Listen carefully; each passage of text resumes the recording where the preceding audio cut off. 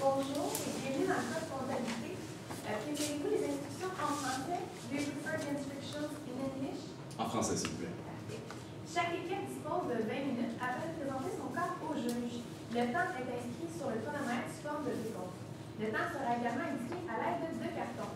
Si vous n'avez pas terminé votre présentation après 20 minutes, elle se verra arrêtée afin de passer à la période de questions. Une période de questions d'une durée maximale de 5 minutes est allouée au jury à la fin de la présentation. Je tiens à rappeler au jury qu'il est obligatoire de poser au moins une question lors de cette période. Veuillez noter que vous ne pouvez en aucun cas dévoiler le nom ou encore la provenance de votre université à risque d'être disqualifié. J'aimerais demander au public d'éteindre la sonnerie de leur téléphone cellulaire. Je vais maintenant laisser les juges se présenter, ensuite vous pouvez écouter votre présentation. Bonjour à tous, Laurie Poulon, CPA auditrice chez Dallaire pour Équipe. Bonjour, Julien Mauger-Dumais, CPA CMA chez Équipe Divertissement. Bonjour, Alexandre Vallière, CPA auditeur chez Deloitte. Bonjour, Simon Poirier, CPA chez Industriel Alliance. Bonjour, Camille Poucarnier, CPA chez Équipe Québec. Bonjour, Stéphane Chouchin, conseiller principal en financement comparatif chez Comptabilité. Bonjour, Samuel Saint-Yves-Durand. Je suis directeur des études de cycle supérieur en sciences comptables et professeur en sciences comptables à l'UQAM.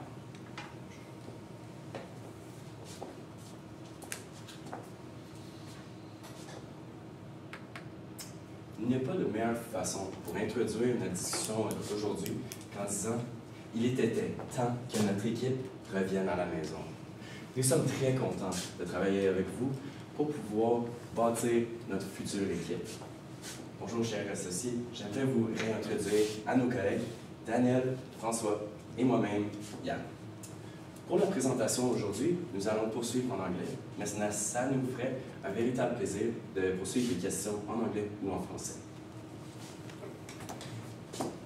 Our mandate here today is to provide an analysis of Mr. Tremblay's questions in order to ensure the future success of our team. A few key considerations that we will be focusing on our presentation here today are, first of all, the financial analysis of the current and future years coming forward. Secondly, boosting the hockey experience so that our fans can love the sport we all love. And finally, appropriate controls so that we can ensure the future success of our team. I'd like to reintroduce my colleague Daniel, who's going to be speaking about forecast projections. Thank you. So, we forecasted the revenues for Quebec City's NHL team with the prediction made by the analysts in terms of the ticket sales based on the seedings. And we can see that the ticket sales are actually the main drivers of revenue based on these professional analytical projections. Moving on into the expenses.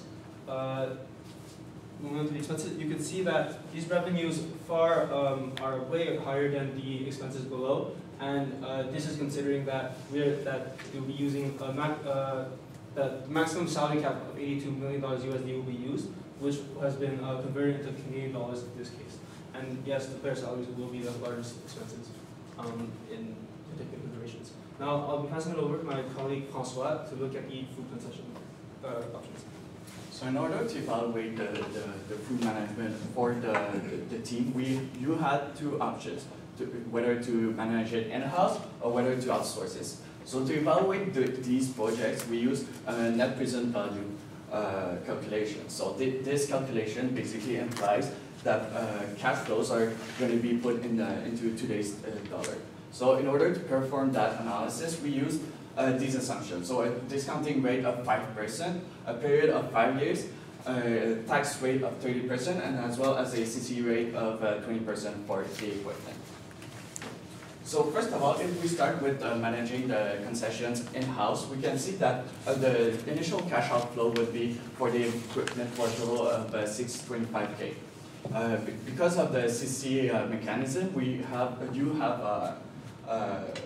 deductions over the lifetime of the asset. So the present value of those deductions for tax purposes is actually equal to 146K approximately. So for us, a total present value for the equipment as the initial cash outflow, we can see that the present value approximate 475. In terms of what's going to happen every year, so you can see that based on the projections of food consumptions, we determined that 3,600 meals could be sold in one game, and the contribution on each meal is $3.5. Please note that this amount is net of tax, the assumed rate of 30%.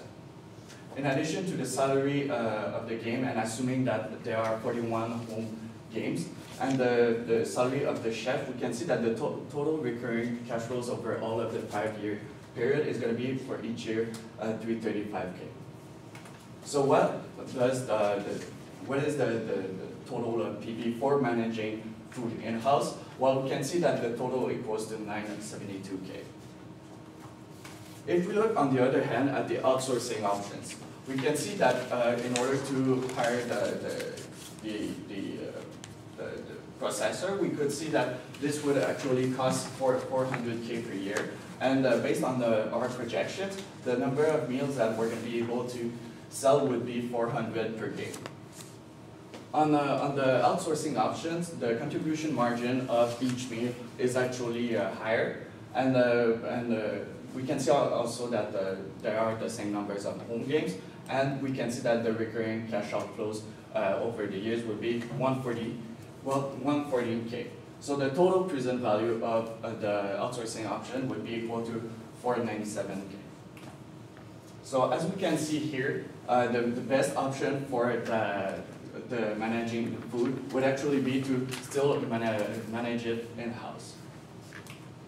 So I'm gonna let the floor to Ian, who's gonna talk about who we should choose as a player. So we had the option of 3 potential players that really have an impact to really change the way we want to begin our business. A player has the ability to win the hearts of our fans, but as well as have a long-term impact, most importantly, on sales.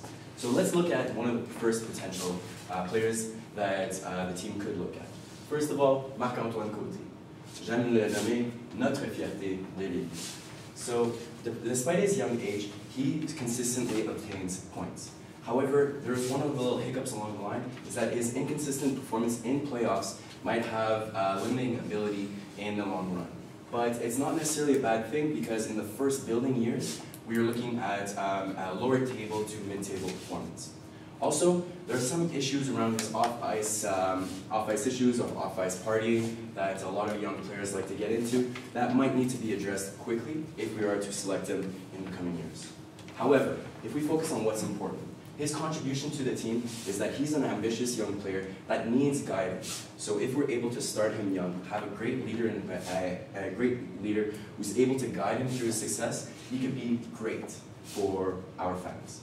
And secondly, his salary cap impact. He's looking at a longer contract at $4 million per year, which is fairly reasonable given his age. Now let's talk about Vladimir a bit. So Vladimir, if there's a goal, he probably scores. He scores a lot of goals, and this ties directly to performance. Therefore, the more goals we have, the more successful games we can build on. Now, he consistently puts on his performance, and after that, it's almost a guaranteed signing as soon as he hits the ice. However, he has the highest salary in terms of these potential players that we are looking at. And one of the issues is that although he's great on the ice, he actually has to get there on the ice. He has these motives of him going back home, and this unpredictability and risk might be a risk committing as we commit a lot of money to this potential player. Now, his contribution to the team, his goals, he's more exciting, he adds more sales in terms of our ticket sales. However, the salary impact is that he's as well is looking for 6 seasons and is the largest of all 3 potential players at $11.5 million. Now, let's talk about Sean Green, a gentleman on and off the ice. What we see the best about him is that he's experienced, but as well as that he's going to be able to really guide our future players in the coming years. He likes to build a relationship with the community, which is very important as we're looking to really build this contact with our fan base, develop this fan base as the team is looking forward in the future. And finally, so there one mitigation to this, and the issue with this is that he's a little bit older. So he's at the beginning of his 30 years, therefore there's a great possibility that he might get injured.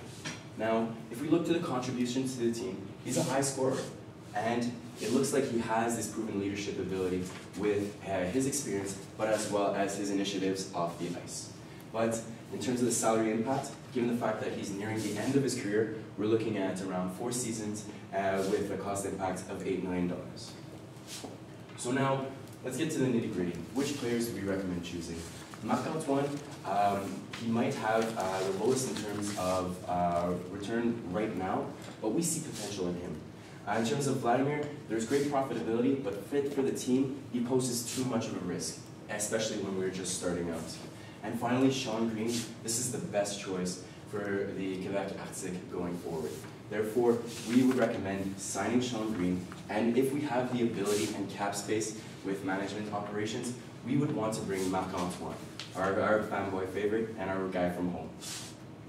So now let's look at a little bit about the impact to the projections. Now, they're very slightly off the ones that we currently proposed. This one is for Sean, our target 4. So as you can see, what he's going to do is he's going to generate more traffic in our games. We're going to allow us to sell more shirts on the long term, and as well as bring in these proven leadership. So we remain constant with the projections, as we will be hitting our $256 million at the end of our 5-year projection. And in terms of the both, you can see that they will be able to generate a lot of return in the long run and further additionally that. So we get 15 and 10% for a 25% increase in sales. Now I'm going to repass it to my colleague Daniel, who's going to look at some key issues on financial reporting. Thank you, Ian. Now, we want our team to be successful on the ice. We also want them to be successful in their financial reporting. Which is why Mr. Tremblay asked us some questions concerning some operations and transactions that happened throughout the year, and if they are properly recorded in their books. And the first item that we looked at were the prepaid expenses for the team. So currently what happened were costs incurred to obtain the franchise were recorded as prepaid expenses. Now, we looked at section 1510 of the ASPE guidebook and read what the definition of a current asset is, which is also what a prepaid expense is normally under. And current assets tend to be assets in which the economic benefits are incurred within a 12-month period. And since the prepaid expenses are exactly that definition, we believe that a franchise such as Comptabilité Quebec City would not fit that definition, as Mr. Tremblay does intend to keep this franchise for a long period of time. So what would it be classified as? We decided that since the team is a brand of the NHL, we decided that due to its non-physical substance, its transferability, that it fits more of the definition of a intangible asset, which is the definition used under 3064 of the ASPE guidebook. So what we decided to do is to reclassify the prepaid expenses and record it under intangible assets. Moving on, the second item that we thought was most important were the season ticket treatments. Currently, all 5,000 season tickets for the Arctics have been reported under revenue immediately as a cash flow receipt. However, when we look at section 3400 of the ASPE handbook, it says that revenue should be recorded once these 3 criteria are met: the performance criteria, collectability, and the measurability. Now, because these season ticket holders are non-refundable and we know how much they cost, the measurability and the collectability criteria are fine and they are met. However, when looking at the performance criteria, we note that because we are currently January 5th and the season is still going, every game that takes place after the day of today have not been performed, have not been played, and so the performance has not been delivered yet. Which is why this criteria, the performance criteria, has not been met, and so we recommend to reverse revenue for games that have not been played so far. In terms of impact on the financial statements, this will reduce revenue with the debit account, and it will be recognized as unearned revenue.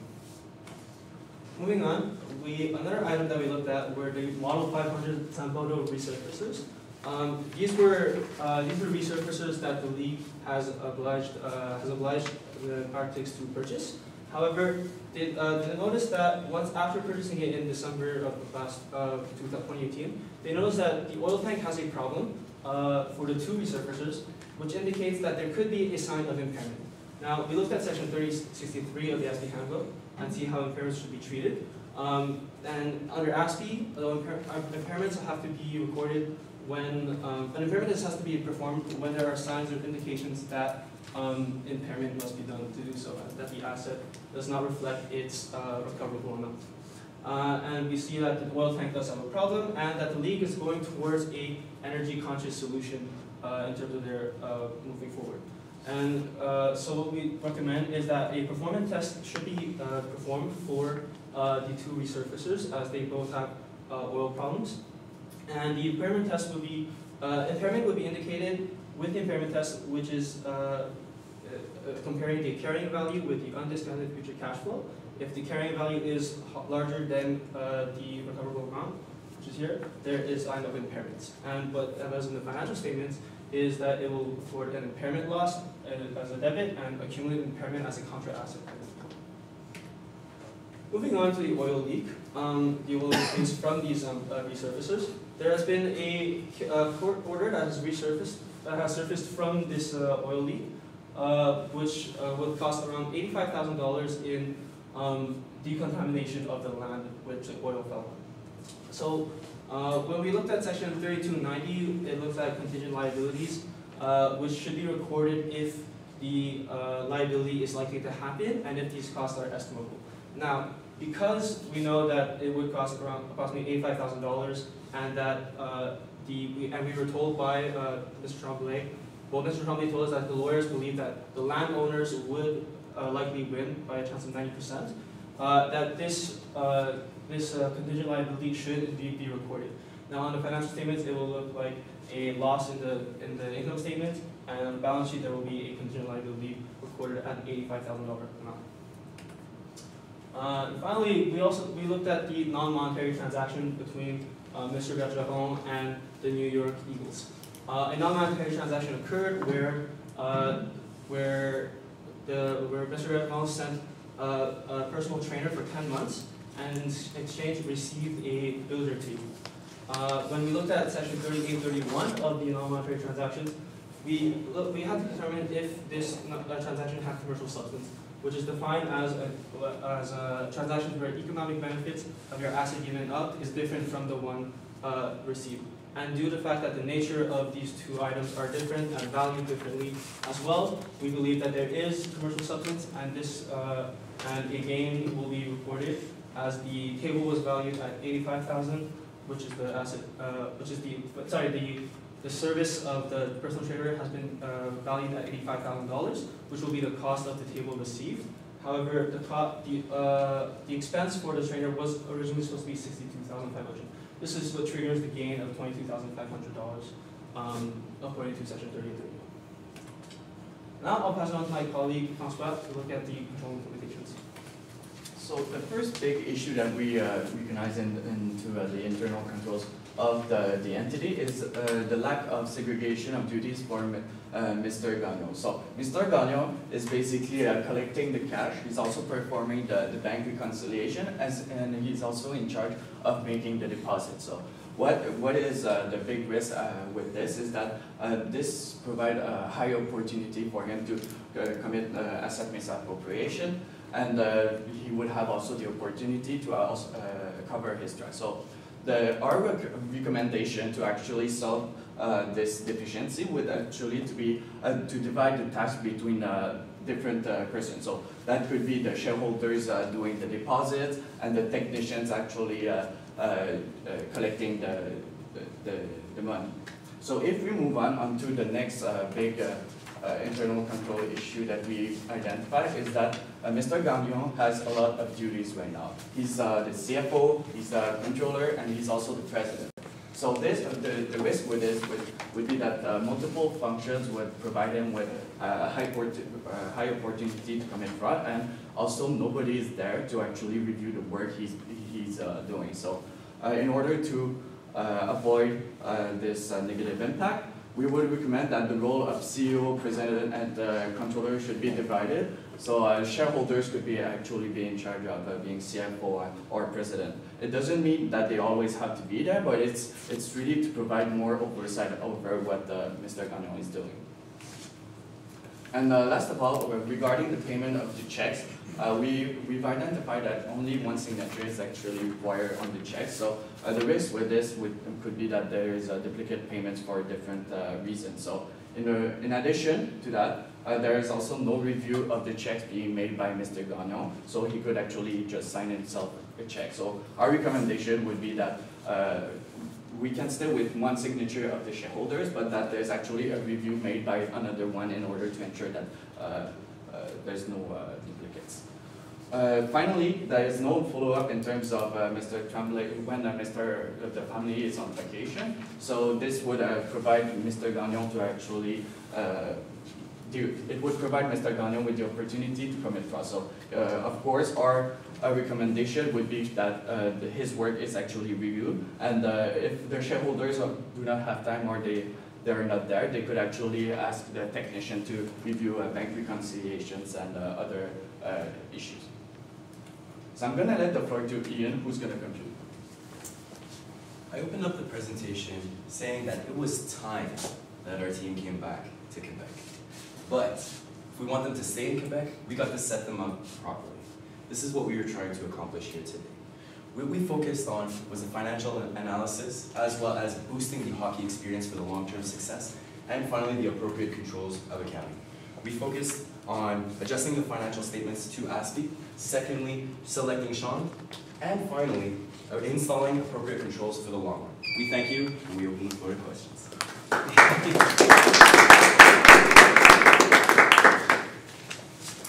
I can start. If you go in to the managing concession, how many you have included in your calculation?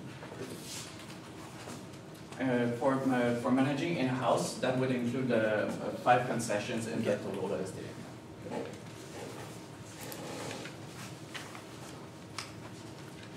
Je poserai la question en français, vous pouvez répondre en anglais, aucun problème. Par rapport au problème de main-d'œuvre, on parlait d'augmenter potentiellement les taux horaires de 17 à 24 $ de l'heure. C'est quoi pour votre solution par rapport à ça, votre position par rapport à ça plus? Puis aussi, est-ce que ça a été tenu en compte dans vos calculs? Right, so we took into consideration that 150 employees would be, we're not in the position to hire 150 employees at the moment. And to make ourselves as attractive as possible in our expenses, we did use a $24 rate in the calculations. And we opted to use 100 employees as well. Okay. Well, I would be curious if you have calculated the net present value of the players. Is there a player that will make us earn more money, or a combination of players that will make us earn more money as a team? Yes, that's very important. However, we did not calculate it. Now, what we decided to really focus on is the long-term impacts of the team. So, yes, we're accountants, but at the same time, we really favored managing long-term success as well as risk reduction strategies in terms of our selection of our players. But we could beg the question and actually take a look at the NPV for the players.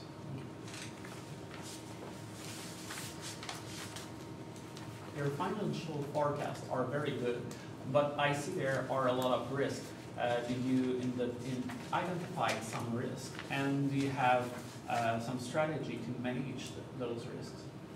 Well, actually, one of the risks that we could see is that the cap is the salaries players in US dollars, so that we would be subject to foreign exchange risk. One of those strategies to actually mitigate the risk would be to actually hedge our currency in order to ensure that we have no surprise in terms of the foreign exchange rate.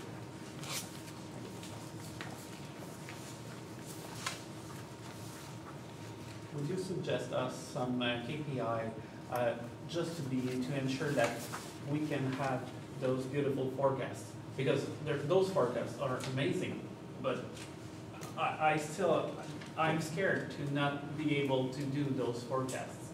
So do you have some KPI that you can see? Yeah, absolutely. Of course, we could go for the more simpler ones in terms of ticket sales, but in terms of the experience and if our clients are really enjoying the experience, we could always look at different types of items. So like when they come in, what are the typical basket size? That was also really important in terms of our food projections, as well as merchandise. If there are any impacts to our current figures, our current projections, we could always increase our advertising expenditures to really bring that up. We see that we're currently in a good financial position, and we really decided to focus on getting these key aspects taken care of first. But definitely, in the long term implementation, we would look at increased KPIs to measure our success. Une question, je vais la poser en français, libre à vous de me répondre en anglais. Au niveau des concessions alimentaires, je remarque qu'il y a une très bonne analyse que vous avez faite au niveau économique, etc. Par contre, est-ce qu'il y a d'autres facteurs, autres que financiers, à prendre en compte dans le choix de la concession alimentaire? Je sentais que c'était beaucoup amené du point de vue, oui, rentabilité, mais... Oui, bien sûr. En termes, on avait discuté un peu en termes de l'analyse, et nous, on voulait vraiment favoriser comment avoir accès à le plus de fans possible. En termes de ce qui différenciait l'aspect bistrot, c'était vraiment au niveau de, genre, plus au niveau des milléniaux, qu'est-ce qu'ils cherchaient, donc, une plus saine alimentation ou des ingrédients plus nature. Mais ce que nous pouvons faire avec nos concessions, c'est vraiment aller chercher un chef ou avoir des spéciaux du mois, où est-ce qu'on pourrait aller chercher les favoris du fan, on va dire le spécial sauce poutine chez Ashton. Vraiment, genre, chercher ce que nous aimons, ce que nos fans aiment, pour vraiment se différencier au long terme. Un petit peu en lien avec ce qu'il vient de dire, est-ce que vous avez pensé à une solution un peu plus hybride, c'est-à-dire interne, externe, un mélange des deux? Vous pensez à ça un petit peu? C'est une solution qui pourrait être complètement écartée? Oui, en fait, on y a pensé vraiment, mais la seule affaire, c'est que vraiment avec l'aspect bistrot, une des difficultés avec ça, c'est que si les fans veulent chercher vraiment l'expérience bistrot, genre un bon repas, ils vont vraiment chercher à d'autres restaurants. Donc, pour nos 4 ans, en commençant notre stratégie, on voulait aller mitiger un peu les risques. On va aller chercher les concessions et vraiment amener le tailor à notre situation au cours des 4 prochaines années, mais ce serait une possibilité à revoir après les 4 prochaines années. Merci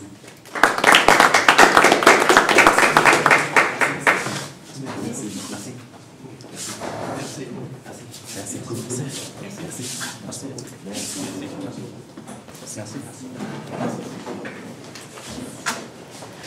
Merci.